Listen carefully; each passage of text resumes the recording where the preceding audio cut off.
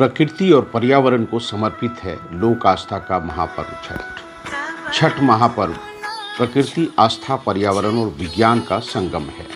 बिहार की सांस्कृतिक पहचान के रूप में धर्म, संस्कृति और आस्था का संगम है महापर्व छठ। समाज में बिना किसी भेदभाव के प्रकृति और अपनी संस्कृति के प्रति स्वाभिमान का पर्व है छठ। छठ श्रद्धा और पवित्रता का महापर्व है। महापर्व छठ मनाने की कई मान्यताएं हैं। उन्हीं मान्यताओं के अनुसार महापर्व छठ महाभारत काल से ही की जाती रही है।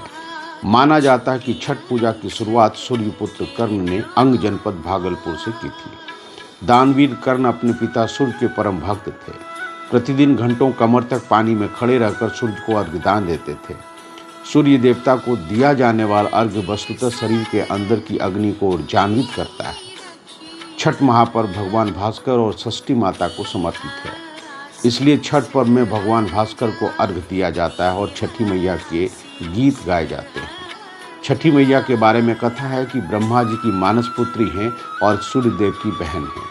छठी मैया को संतान सुख देने वाली और संतान की रक्षा करने वाली देवी के रूप में भी पूजा जाता है, जबकि सूर्यदेव को अन्नदाता के लिए वरदान के रूप में और संपन्नता का देवता माना जाता है। सूर्य की उपासना का यह पर्व लोक संस्कृति के साथ ही लोगों के दैनिक जीवन में काम आने वाली वस्तुओं, कृषि उत्पादों के साथ जुड़ा हुआ है। भारत कृषि प्रधान देश है। खासकर अभी भी बिहार के लोगों का मुख्य पेशा खेतीबाड़ी है। इसलिए खेती किसानी से जुड़ा यह पर्व किसानों के काम आने वाले चीज़ों और नई फसल की उपज को लेकर जश्न मनाने से भी जुड़ा है। इसलिए जब फसल काट कर किसानों के घर में आ जाती है तो छठ पर्व करते हुए सूर्य देवता का आभार प्रकट करते हैं। तभी तो चैत्र और कार्तिक मास में छठ जैसा महापर्व मनाया जाता है।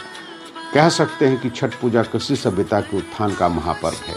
इसके अलावा पौराणिक काल में, आधुनिक काल में और सूर्य भगवान को आरोग्य का देवता भी माना जाता है। उगते सूरज और अस्त होते सूरज की किरणों में कई रोगों को नष्ट करने की क्षमता पाई गई है।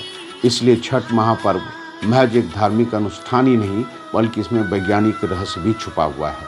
स्नान के बाद सूर्य देव को जलार्पण करते वक्त जो सूर्य की रोशनी आपके शरीर पर पड़ता है, उससे रोग प्रतिरोधक क्षमता में बढ़ोतरी होने लगती है, त्वचा रोग से मुक्ति मिलती है।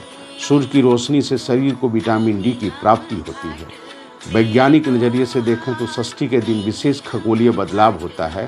तब सूर्य की पराबैंगनी किरणें असामान्य रूप से एकत्रित होने लगती हैं और शायद उसी दुष्प्रभावों से बचने के लिए भगवान भास्कर के अस्ताचलगामी और उदयीमान बेला में जल बीच खड़े होकर अर्घदान करने की परंपरा सी चल पड़ी है।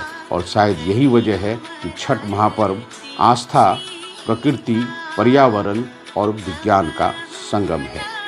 सहारा समय के लिए भागलपुर से अनुज कुमार शिवलोचन।